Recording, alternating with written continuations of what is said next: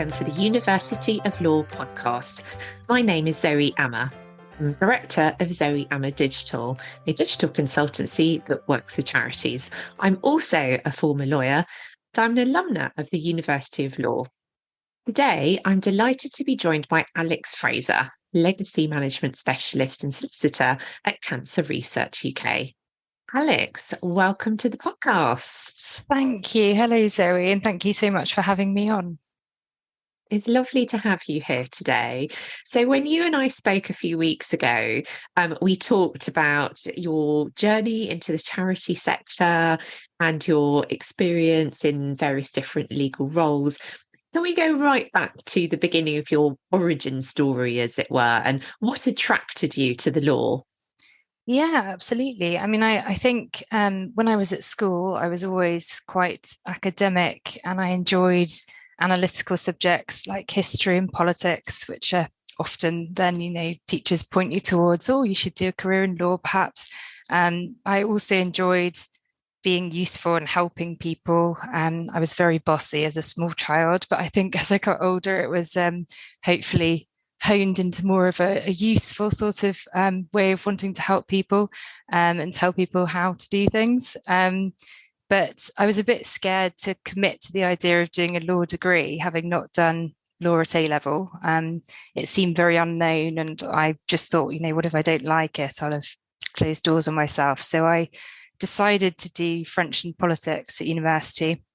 With law in the back of my mind. And at the end of that degree, it was sort of more clear in my head that that was the path I wanted to go down. So at that point, I decided I'm going to do the law conversion. And then after doing the GDL with the University of Law, or College of Law as it was then, at London Bloomsbury, I then did some vacation schemes with 4 London law firms to try and give me an idea of which areas I might want to look at doing. So yeah, that was the sort of beginnings for me. And those vacation schemes were really helpful. I think, all London firms are different, despite the fact that they're similar sizes and might have similar sorts of clients. When you're inside them, the culture can feel quite different somehow. So it was really useful going to a few. And I was lucky enough to get a training contract at one of them. So I started that, and it was a firm where they did 4 seats of 6 months over 2 years. And I hadn't quite realised how that would work beforehand, but you have to sort of put down preferences at the beginning, and then each time it's time for a seat rotation. And it therefore somehow comes out of your hands a little bit, where you might end up getting experience and ultimately be able to qualify into. But I think I was lucky really that I did get the seats I wanted in the end, although I thought perhaps I wouldn't. So I did my first seat in construction, which hadn't been a top choice. I think I put it at the bottom of my list, but no one else had put it at all. So I was straight in there. But my husband's an engineer, so he was delighted to be able to talk to me more about work and it'd be more relevant. And my construction seat was useful. I think it was interesting, but it's sort of big projects. And I think, when you're doing even 6 months in a seat, you just get a flavour of what's happening.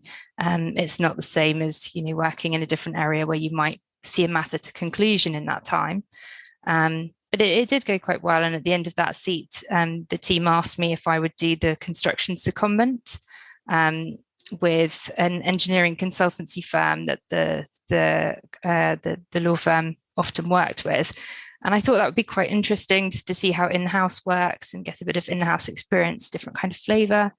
So I did that and I really enjoyed it. It was very eye-opening, the different sort of ways of working in-house. And I think having the constraints and pressures of time recording and fee estimates taken away just allows you to get on with the job a bit more. So I really enjoyed that. So I spent 6 months there. But again, I wasn't entirely sure that construction was the area I wanted to be in. So I came back and did something totally different, which was private client law. And I'd really enjoyed that on my LPC. So I was expecting to enjoy that seat, and I did. And I didn't find it quite as doom and gloom as I thought I might. Like probate work and talking about death a lot of the time, it's not exactly cheerful stuff, but sometimes it's an interesting area to be in, and it feels nice to be able to help people at times where they're going through a really difficult period. So after my private client seat, I moved into family, which was the one I'd wanted to do from the outset. So I finally got my chance to sort of do family seat at the end, the last 6 month seat. And I did enjoy it. I learned a lot, but I found the emotional side of things was perhaps not quite for me. I was worried that I would find that difficult in day-to-day life going forwards, the sort of stories that you hear and so on. So I decided I wanted to qualify into private client. I'm just talking at you now. I feel a bit, is this okay?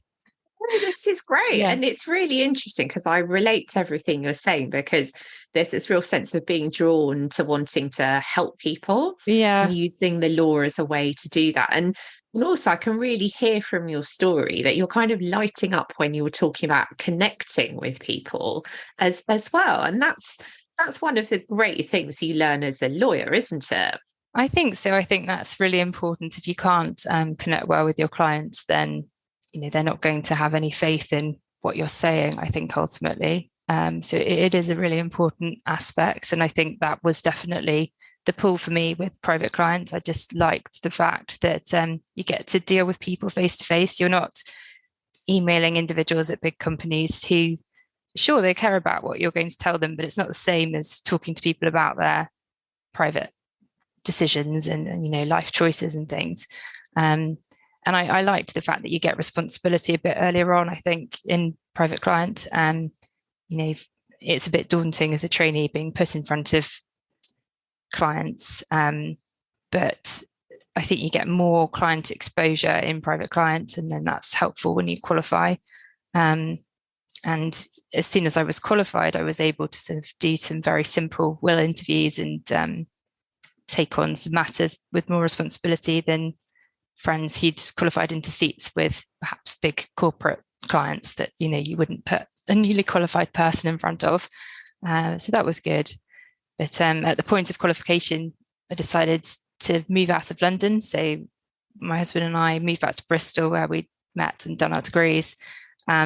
So that was a bit of a change, and I went to a new firm at that point. But it was a similar size, large firm with similar clients, quite wealthy clientele with interesting estates and things to sort out and resolve. So every probated estate planning matter was quite different. So I learned a lot, and it was a really nice team. But I think as time went on, I got promoted to associate, and then I had my first child, went back after maternity leave, and I was just beginning to realize, looking ahead, that I wasn't quite sure if I was in the right place for me. I felt like the pressures of filling targets increase as you get more senior, and I was worrying about how I'd match that up with being around. I think I wanted to work a bit more part-time. So after having my second child, I then looked for a firm that would perhaps allow me to work a bit more part-time. But then, time being as it was, unfortunately, although maybe fortunately in the long run, I was due to start that new job the week that Boris announced lockdown for COVID. So that all got put on hold, and I eventually did start the job a couple of months later, but that was remotely. So once the firm had sort of set things up to allow people to join remotely. So I started a new job, having been off on maternity leave for a year, and then had another couple of months off because of this delay, totally remotely without meeting anybody, and felt a bit rusty on what wills were and what all the latest changes were. So it was a bit of a tricky time to start a new job, on top of the fact that everyone was worrying a lot about COVID. And I think, although the work was similar and the people were very nice, it was a difficult sort of atmosphere, I think, in terms of worry for me. I found I was worrying a lot because of COVID, and perhaps that was the underlying issue. But I found I was worrying a lot about billing targets again and fee estimates, and it was difficult to sort of concentrate on the job at hand. When you're thinking, well, I've almost used up all the fee estimates, but I haven't quite got to the root of this, and marrying that up with also needing to do the right amount of work for your billing targets. I don't know, all these peripheral things became really important in my mind. And I just found it was taking away from my enjoyment of the job. So I sort of took a long look at myself and took a bit of a step back at that point. And I realized I needed to think properly about what it was that I wanted to do. So I'd been at that job for a year, and then I took a little break, and I realized that it was, the work itself, while I was enjoying it, it was those peripheral things like the billing and time recording and so on that I was struggling with. But I also found as I got more senior, I was spending more time doing things like tax planning schemes, well, not schemes, but trusts and things that I didn't feel I was getting so much job satisfaction out of. And, it had been the early things like the probate work and the wills that I'd enjoyed more. So I was putting that together and remembering that I'd enjoyed that time in house when I was a trainee, and realised that legacy management might offer a really good way for me to sort of get the best of both. It's sort of an in-house way of using all my private client law experience. And then I was lucky enough to find a job advert at just the right time at Cancer Research UK. And so I applied for it, and I was lucky to get an interview, and the people who interviewed me were so lovely. It just sort of cemented my view that I was taking the right course. That sort of got me to there. That's fascinating, and it's brilliant to hear about the journey you've been on, and also how you've made certain decisions at different points, and also how you've ended up where you are as well. It feels like it was exactly the right thing that you needed at this point in your career. For anyone who doesn't know, can you explain what charity legacy management is? Yes, absolutely. So, charities receive huge sums every year in people's wills, and non-profit organisations as well. And a lot of the larger charities will employ legacy professionals to help them optimise the legacy income from these really generous gifts. So the work can be really varied. There isn't a sort of single way that you do that. So it's really about identifying opportunities that you spot on each case, trying to save the charity money, or you might notice that if something's done a bit differently, then you can perhaps increase an opportunity for a charity. It's also about safeguarding, so making sure that the personal representatives of the will understand the will properly and are implementing it correctly. And you also have to spot and mitigate risks that could crop up during an estate administration.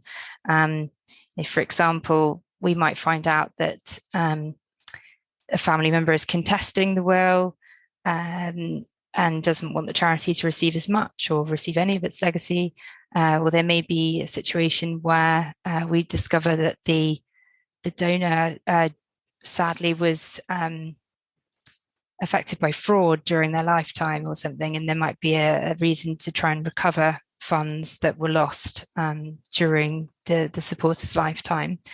So it's really, really varied and very case by case, but it's a really fascinating area to be involved with because, all the cases are different. Sounds very varied and really interesting. And I bet you get to meet interesting people as part of it as well. Is that right? You do. I mean, mostly it's remote, to be honest, to save costs. It's sensible for lots of the legacy professionals to be based at home, but we have, for our charity, our central office is in London, and we meet up pretty regularly. Some people are based in the office, but I think it's quite good that you can work remotely on a sort of permanent basis too, because it means you get a greater breadth of applicants and experience for the charity, which is always a good thing. So yes, you do meet some really interesting people though. whether virtually or not.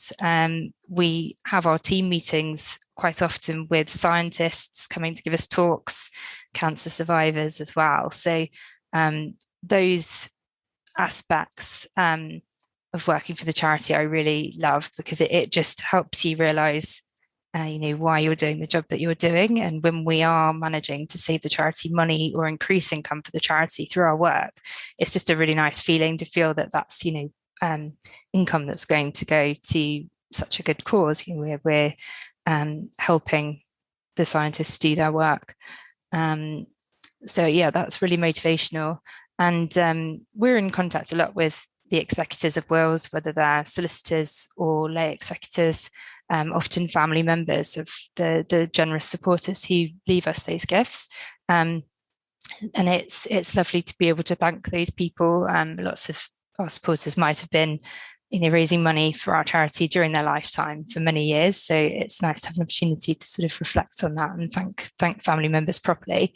But it's also really important to communicate sensitively. Sometimes family aren't so happy that we've been left those gifts as well. So you have to be aware of that. But it's a lovely place to work, and the team that I work with are a bright and kind bunch. Like it's a lovely team to be in, and I feel like I've really landed on my feet. Oh, that's so great to hear. I'm really happy for you.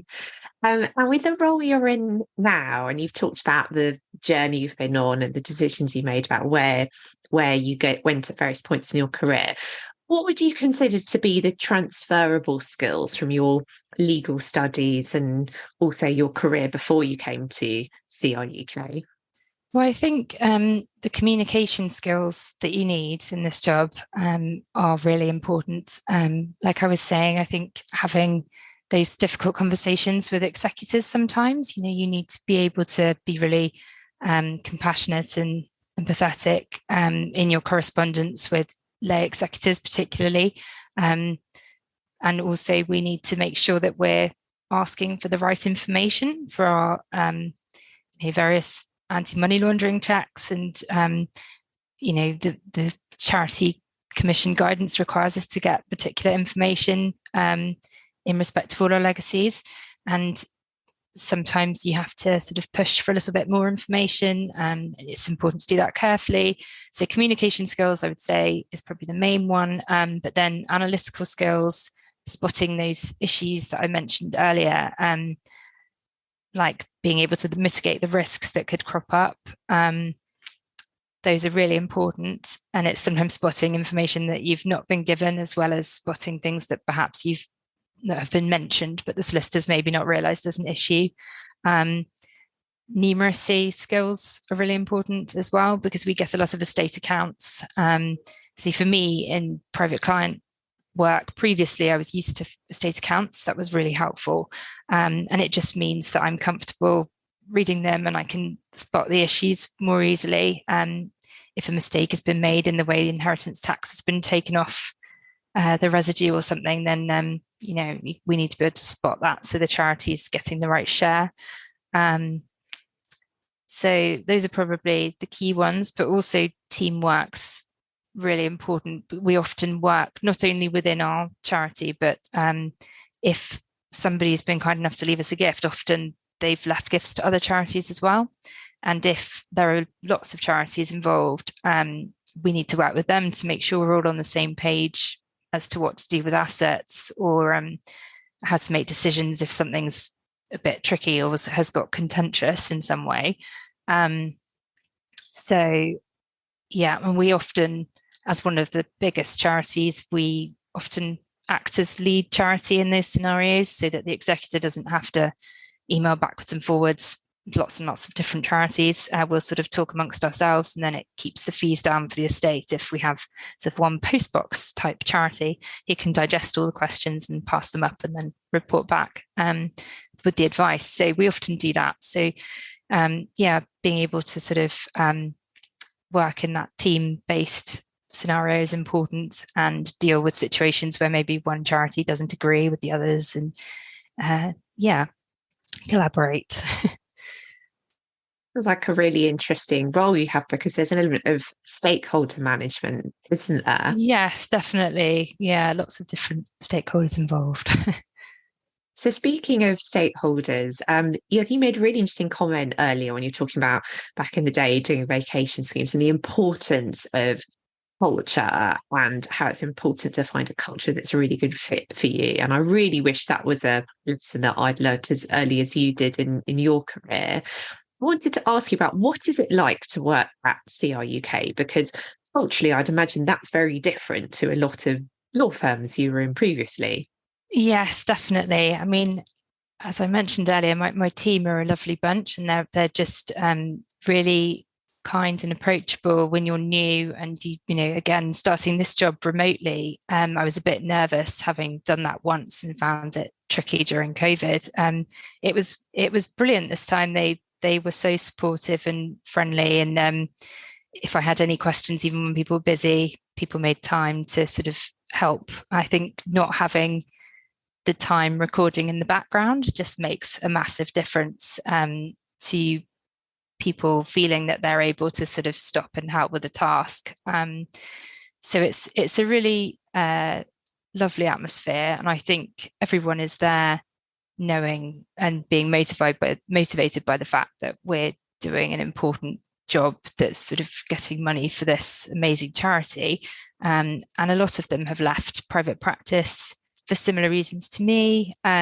So we're all sort of on the same page, and I think that's helpful too. That there are some really clever people who, are amazing at spotting things that I've not come across before that I can approach, and different areas of expertise within our team, which is really useful because you can sort of find people who've dealt with cases with a particularly odd nuance that you'd not come across. It's a really lovely organization, and I think, yeah, like I mentioned with the big team meetings where they bring in cancer survivors and scientists to talk to us sometimes amongst the rest of what we're doing, it's really important that we get that, because I think it just reminds everybody what we're doing and why we're doing it. Must be incredible to have that really strong sense of connection to the vision and mission of the organization. It must be really motivating. Yeah, definitely. I mean, I think, with any job, there are days where you sort of think, oh, my to-do list doesn't look the most fun today. But when you think about, why you're doing your job, I think it's a good feeling. I think if I think about what I've done in my day where I've save the charity a bit of money or help move things along so that the income will be coming in sooner. It's nice feeling where that's going. Why is so important, isn't it? And again, I wish that's something that I had learned about earlier in my career. So let's talk about how you can transfer into a career in the charity sector. So I'm sure there'll be alumni out there listening to this who are thinking, oh, this sounds incredible. I really want to come and work in the world of charity. And what advice would you give those people? Well, I'd say to try and do it. It's an amazing change for me. Obviously, it won't be for everybody, but if it's something that interests you, I would definitely look into it a bit further. I mean, it helps massively to have a private client background, but it's not essential.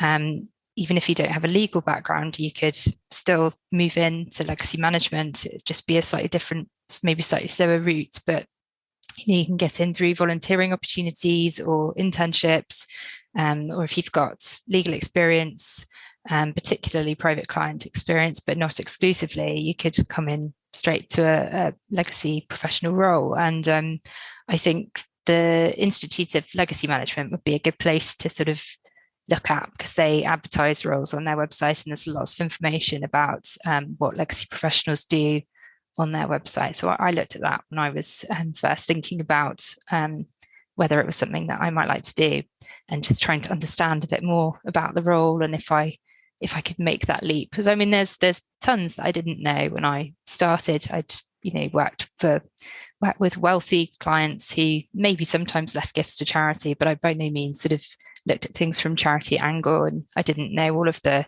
charity law that applies when you sell a house in an estate, or all the different things that might pop up. So there's a lot of learning you can do on the job, and if you're keen to do it, I'd say go for it.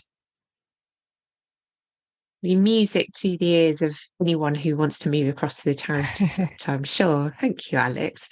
And can I just ask a question that's going to bring us back to where we began this conversation? So if you think back to your younger self and when you started the law conversion course, reflecting on everything you've learned about your career and your skills, what advice would you give your younger self? I think I would say keep going and try not to worry so much. But there were definitely times where I was finding it hard and wondering if I was on the right path. Times when I wasn't enjoying particular things that I was doing. But I'd say, keep going with all of that, because even an experience you're not enjoying will help you realize what you do enjoy, and you can bring that all together. And I think the key piece of advice I'd say is be brave, because when the time comes, you have to get off the conveyor belt.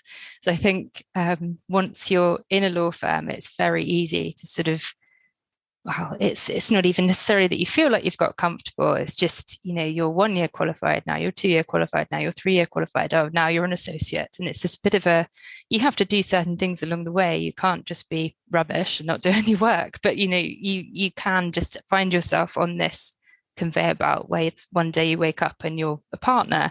And I realized that wasn't quite what I wanted to do, but it was really scary knowing if and when I should make the change and what was the right thing to do instead. So I think COVID gave me a bit of a push, to be honest. I think that helped me to feel a bit braver about what to do. But that is the advice I would give. Don't be scared to be brave when you feel like it's the time to do it. Brilliant. That's a great note to end on. Thank you, Alex. Be brave and seize the moment. Thank you so much, Alex. It's been brilliant to talk to you today. Thank you. Thank you so much for having me. Lovely to talk to you too.